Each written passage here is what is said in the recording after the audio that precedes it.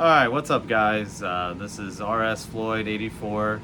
Coming back with kind of a comic book haul. I do have comic books in this haul.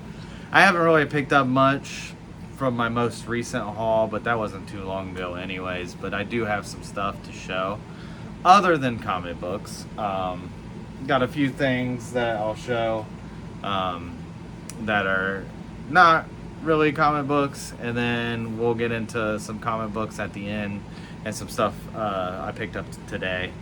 Kind of just wanted to put a face to the voice for everyone that watches my videos. That way you know and you can vision. I probably won't do this very much with comic book hauls this way as well. Just a big comic book nerd and just kind of wanted to show off. I do have some tattoos of some comic books. This is Spawn. It's based off of Spawn #7. I've had this for a really long time. It needs touched up, but it was really, when it first got done, there was a lot of color to it. But like I said, I've had it for a while, so it needs to be touched up. And then I also got Super Shredder right here. Awesome tattoo as well. So I just want to show those few things as well. I got some interesting stuff. Excuse me. But I got this. This is Active Dayton. I live in Dayton, Ohio, if you guys didn't know. This is an old little paper magazine that I picked up. And the reason why I picked it up is when The Dark Knight came out, and I've kind of just kept it these years. Thought that was really cool to show that. I do really like The Dark Knight. It was a good movie, especially Heath Ledger's performance.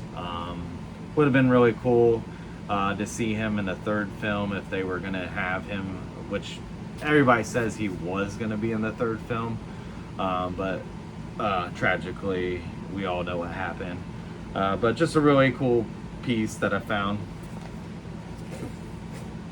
I also have these little history here. Probably should show these. Didn't show these until 9/11, but I want to put them up. This is the Dayton Daily News. This is September 11th, 2001. This came out the very day.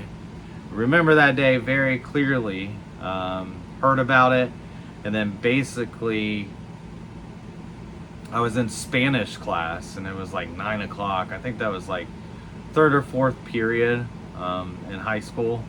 And basically the rest of the day they just let us have it off, and we just watched coverage the rest of the day. But this came in the mail, or came that day, and I've kept it all these years. Figured, why not have this as a memory.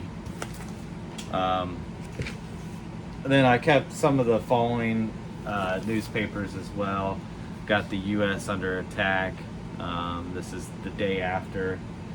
And then this was in the Sunday paper, The Day That Changed America. So really cool. I got some other newspapers that I kept, but some of that's like Ohio State winning the national championship in 2002. And then I got the Columbia when that rocket blew up. But I figured I'd show these just to show people this is how our newspaper looked. Wish I would have been able to get the New York one, but never was. Anyways, moving forward, we'll go with a couple of books that you can read. This is really cool. My stepdaughter got this for me. This is Batman: A Visual History. So it's got a lot of cool key facts in this issue. It's really cool. I love the cover that it has here. But yeah, if you guys ever want some kind of history to figure out, if you don't already know Batman, then you can figure it out from here. Really cool book to have. This is really cool as well. A buddy of mine got this for me. Shout out to him. This is Batman, Wayne Manor. This is like an interactive book. It's like a detective mystery, and it's got a bloodstained party invitation, a map of the Wayne Manor. So it's like a murder at Wayne Manor. A Gotham City paper, autopsy report, and then private journals, a letter, photograph, and more. So you kind of just follow this mystery, and like I said, it's very interactive. Cool book. Then we got the man, the myth, the legend, Jack Kirby. This is like a history of Jack Kirby. I love some Jack Kirby. I mean, if you don't like Jack Kirby, I don't know what you're doing, you know, because, I mean, he created so much of the Marvel Universe. And then even when you switch over to DC, I mean, the New Gods, Mr. Miracle, that stuff is really cool. Dark Side, you know, Dark Side, Dark Seed. Is that how you say it? I don't know. But really cool book. Shout out to my buddy, the same buddy that got me the Wayne Manor. He bought this for me. Really cool book to look through. Awesome, and you can read it too, obviously. Then we got, this is the Encyclopedia of American Comics. Just kind of like a, you know, just fun facts about American comics, the history, from all that. 1897 to the present, so I guess with the funnies, they're counting those as well, or pulps, whatever. So nice history. I've never read this one. I need to read it, but figure I'll pull that out and show it. All right, and then sometimes I'll grab like Playboys or stuff like that. Usually I'll grab Playboys if it's like somebody super famous that was in this. This is Raquel Welch, very famous Playmate. This is Dottie Stratton, very famous for A Tragedy. I'm not going to explain it. You guys can look that up if you want. And then this is Stella Stevens. This is from 1962.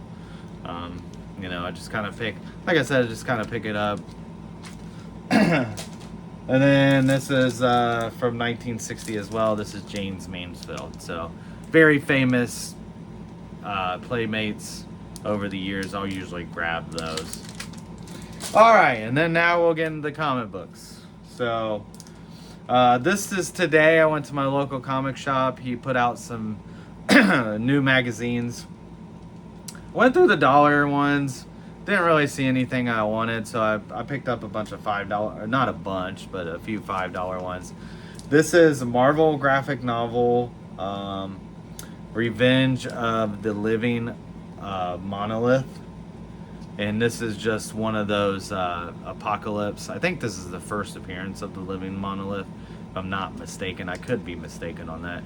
I didn't look it up or anything, but this has to do with Apocalypse. This is one of his forms, or one of his names, if you want to call it, since he's from ancient Egypt, really, that time. So got that. This is really cool for $5. This is X-Men, God Love, Man Kills. Terrific story. Okay, Stryker, William Stryker, that's all based on this. If you ever see this, pick it up. Good book to have.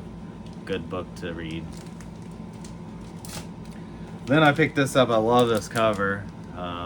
Rampaging Hulk, the Rampaging Hulk, #5, and it just has the Avengers up there, the original team. I think that was the original team, right? These with Ant and Wasp, and it was Thor, and then Captain America comes in issue 4, and then they come in later. I'm kind of curious why they didn't put Captain America on this, but either way, just one of those awesome covers. Excuse me. And then this is Fugitoid 1, just one of those books. I think it's the first appearance of Fugitoid, I think. I think that's the character. But it's Peter Laird and Layard and what's the other one? Oh, Kevin Eastman. Jeez, slipping my mind. But yeah, I had to pick that up for just $5. And then this is paid a little bit more for this. This is $15. This is Marvel Preview Moon Knight. Predates the Moon Knight #1, so I had to pick that up as well. So really cool. And then I got some dollar comics. you know, I went to a bookstore and they had some dollar comics. Picked this up. I Hate Fairyland #2, just for $1, and it's Scotty Young. I like that cover. I actually used to. Is this a variant? I don't think this is a variant. Is this like the second series? Because I remember picking up these issues, and I don't remember that cover.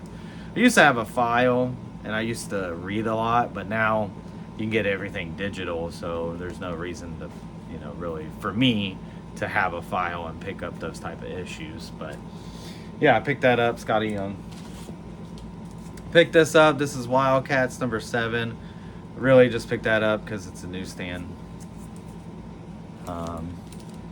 Got a Wildcats #3. Also picked that up because of the newsstand. And then anything over 100, I always pick up if it's Witchblade. This is Witchblade 164. Cool cover. Witchblade 126. Witchblade 123. I might have had some of these issues. This is Witchblade 100. Awesome double size. Witchblade #75. I know that's below 100, but I just thought that was a cool cover. And then I got Witchblade, awesome Michael Turner's cover, and then also a newsstand. So, and then this is Witchblade. This is a Michael Turner cover as well. This is a 25th anniversary commemorative issue. Just picked that up because it's a Michael Turner cover. All right, and then we got the Warlord #48, and this is the first appearance of Iraq. So, and also the awesome Mike Grell cover. Couldn't pass that up for $1. And then we got the Warlord #55. This is the key of some type. Can't remember. This is like a first appearance, but right now it's just slipping my mind on who the first appearance is. But cool cover as well, Mike Grell. And then these are probably the best dollar books that I picked up. They're in lower grade, but these are super rare to find. This is the Ellington Club #2. And this is probably like a 7. Actually, no, yeah, it's probably like a 7. So, for $1 though, you can't beat that. And then this is Ellington Club #1. And this is ticked up bad. But for $1, I'm definitely not leaving there. I think the print run's like 5,000 maybe. But this is probably like a 5.0. But still, for $1, I had to pick it up. Alright guys, well that's it. That was a pretty short video. Just like I said, wanted to get these books put up and kind of introduce myself, give you guys a face to the voice. Thanks for watching. You guys have a good day. Bye.